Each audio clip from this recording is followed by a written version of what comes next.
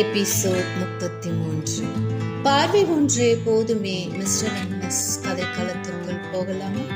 வாருங்கள்.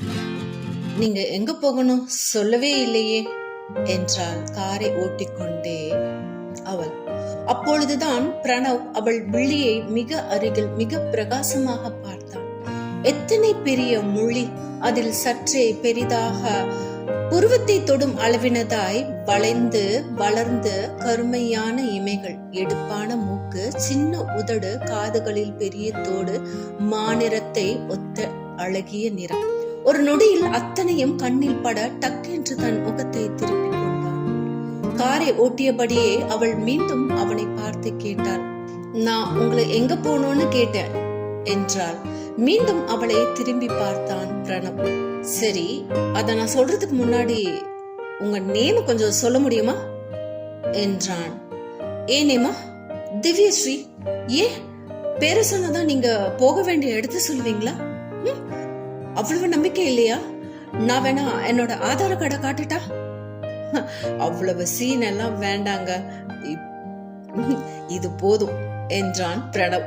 அதை கேட்டதும் அவளுக்கு சிரிப்பு வந்தது. நீங்க ரொம்பவே சுவாரஸ்யமான ஆளா இருப்பீங்க போல இருக்கே என்றாள். அதை கேட்டதும் பிரணவ், ஒரு ஆளை பார்த்ததுமே பெருசா கற்பனை பண்ணாதீங்க சரிங்களா? அது சரிங்க, பட் ஆனா நீங்க இன்னும் எங்க போகணும்னு சொல்லவே இல்லையே என்றார். சொல்றேன் என்று யோசித்தபடியே மடிப்பாக்கம், அங்க பிரசாந்த் ஹாஸ்பிட்டல் பக்கத்துல, அங்கதான் உங்க வீடா என்றாள். தன் முட்டை முள்ளியை மேலும் விரித்தே. இல்ல, அப்போ ஃபேமிலி ஃப்ரெண்ட்ஸ் அதெல்லாம் இல்லங்க. அங்க ஏதாச்சும் நல்ல லாட்ஜ் இருந்தா ஒரு 2 days ஸ்டே பண்ணணும். நீங்க அங்க டிராப் பண்ணுங்க, அது போதும். நான் நியர்பை ரூம் ஏதாச்சும் பாத்துப்பேன். ஓ, நான் எதுக்கு சொன்னேன்னா, என்னோட வீடு மடிப்பாக்கம் செகண்ட் ஸ்ட்ரீட் ஸ்ரீநகர்ல தான் இருக்கு. அங்க இருந்து ஆக்சுவலா இங்க இருந்து 6 kilometers தான், 20 minutesல போயிடலாம். அதனாலதான் நான் உங்களை அப்படி கேட்டேன். நீங்க பிசினஸ் ஒர்க்க வந்தீங்களா? இல்ல. ஓ சரி, அப்போ ஒரு ஃப்ரெண்ட தேடி வந்தேங்க. அவங்களும் மடிப்பாக்கம் தானா? அதே ஏரியாவா என்றார். இல்லங்க. ஓ, அவங்க நேம் கார்த்தி. ஓகே. நீங்க எப்பவும் இப்படிதான் படப்பட படப்படன்னு பேசுவீங்களா? இல்ல, சம்டைம்ஸ் பேசுவேன். நீங்களும் என்னோட ஏரியாக்கே வரீங்களா எதிர்ச்சியா? அதை சொன்ன உடனே கொஞ்சம் ஆர்வம், அவ்வளவுதான். அவங்க உங்க ஃப்ரெண்டா? இப்பதான் சொல்லி முடிச்சேன், அதுக்குள்ளேயேவா? இல்லங்க, நான் கல்யாணம் பண்ணிக்க போற பொண்ணோட ஃப்ரெண்டா? ரொம்ப கஷ்டங்க. எதுக்கு? இல்ல, உங்க வீட்டுல உங்களை எப்படி சமாளிக்கிறாங்கன்னு தெரியல, அதான் சொன்னேன். ஆமா, எங்க அம்மா சொல்லுவாங்க, நீ இல்லன்னா போர் அடிக்குதுன்னு. நல்லா சொன்னாங்க. இல்ல, நான் கேட்டேனே, அதுக்கு நீங்க இன்னும் சொல்லவே இல்லையே. நான் கல்யாணம் பண்ணிக்க போற பொண்ணோட லவ்வருங்க. என்ன சொன்னீங்க? ஆமாங்க. அதை கேட்டதும் அவள் சடன் பிரேக் போட்டாள்.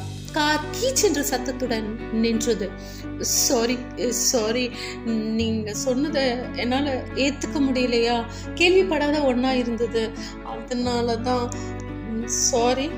என்னங்க, உங்களை நம்பிதான் நான் இங்க கார்ல ஏறி உட்கார்ந்துருக்கேன். இல்ல, நீங்க என்ன நம்பலாம், நான் நல்லாதான் ஓட்டுவேன். நான் உங்களை ஒண்ணு கேட்கட்டுமா? தப்பா எடுத்துக்க மாட்டீங்கல்ல? என்ன? இல்ல, இன்னும் 3 hours இருக்கு என் அம்மா ஊர்ல இருந்து வர்றதுக்கு. நீங்களும் என் ஏரியாவுக்கு தானே போறீங்க, கிட்டத்தட்ட பக்கத்துல இருக்க ஹோட்டல் தானே, நானும் அங்கதான் இருக்கேன். இன்னும் 3 hours நம்ம அப்படியே எங்கேயாவது கொஞ்ச நேரம் ரவுண்டு சுத்திட்டு நான் உங்களை அங்க இறக்கி விட்டுறேன். அதுக்கப்புறம் நான் எங்க அம்மாவை பிக்கப் பண்றதுக்கு சரியா இருக்கும்.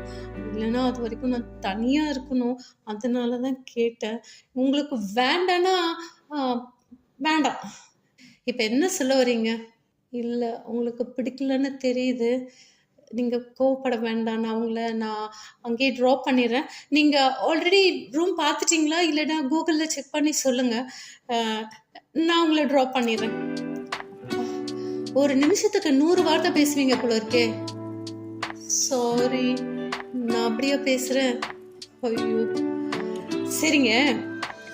எனக்கு நீங்க ஒரு ஹெல்ப் பண்ண முடியுமா? என்ன பண்ணணும்? எனக்கு தலை வலிக்கிற மாதிரி இருக்கு. எனக்கு சூடா ஏதாவது காஃபி ஒரு டீ குடிச்சா நல்லா இருக்கும் போல இருக்கு. எங்கேயாவது ஒரு டீ கடையா பார்த்து நிறுத்துனீங்கன்னா டீ குடிக்கலாமா? அதுக்கு என்ன? கண்டிப்பா. தேங்க்ஸ், ரொம்ப தேங்க்ஸ். நான் எனக்கு தலைவலிக்காக டீ குடிக்கலான்னு சொன்னேன். எப்படி இருந்தாலும் ஏதோ ஒன்று பரவாயில்ல, கொஞ்ச நேரம் இருக்குல்ல என்று சொல்லியபடியே காரின் ஸ்டார்ட் செய்து வேகம் எடுத்தாள். அவள் அப்படி பேசுவது பிரணவுக்கு வெறுப்பு தட்டுவது போல அவள் முன் காட்டிக்கொண்டாலும் உள்ளுக்குள் சற்றே சந்தோஷமாக இருந்தது. யாரும் இப்படி பேசி அவன் பார்த்தது இல்லை. முதல் முறையாக இப்படி ஒரு பெண் பேசுவதை அவன் கேட்டது அவனுக்கே சற்றே வியப்பாகவும் சந்தோஷமாகவும் இருந்தது. அவள் மெல்லன அவனை திரும்பி பார்த்தாள். அவளுடைய இமைகள் பறவையின் இறகுகள் போல் படபடத்தது. ஓசையில்லாத கடல் அலைகள் போல் பொன் உருவலன உதடுகள் மெல்லன விரிந்தும் சுருங்கியும் அதில் பூக்களை பொன் உருவலாய் உதிர்த்தே காரின் வேகத்தை மேலும் அதிகப்படுத்தி டீ கடை எங்காவது இருக்கிறதா என்று திரும்பி திரும்பி பார்த்தபடியே காரை ஓட்டி சென்றாள். கார் சல்லென காற்றை கிழித்து கொண்டு பறந்தது. கருத்த மேனியலாய் வெண்ணிலவை சுமந்தபடியே வெண்ணிற மேகத்தையும் தன் மடி கிடத்தியே அழகாய் காட்சியளித்தது வானம். வீதியின் விளக்குலிகள் மின்மினிகளாய் வட்டமடிக்க குளிருக்கும் இதமாய் கிழிந்த கம்பளியை இழுத்து போர்த்தியே வீதி நாய்களுடனே அன்னாடம் காட்சிகளும் அன்னார்ந்து படுத்துறங்க.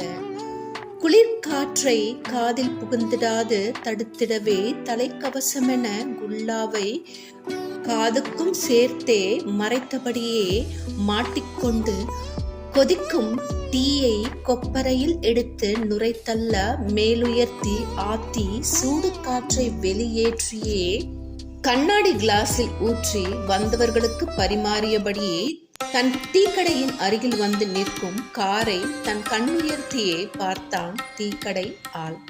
இதன் தொடர்ச்சியை அடுத்த எபிசோடில் பார்க்கலாம். அதுவரை உங்களிடமிருந்து விடைபெறுவது உங்கள் அன்பு உதயஸ்ரீ. நன்றி, வணக்கம்.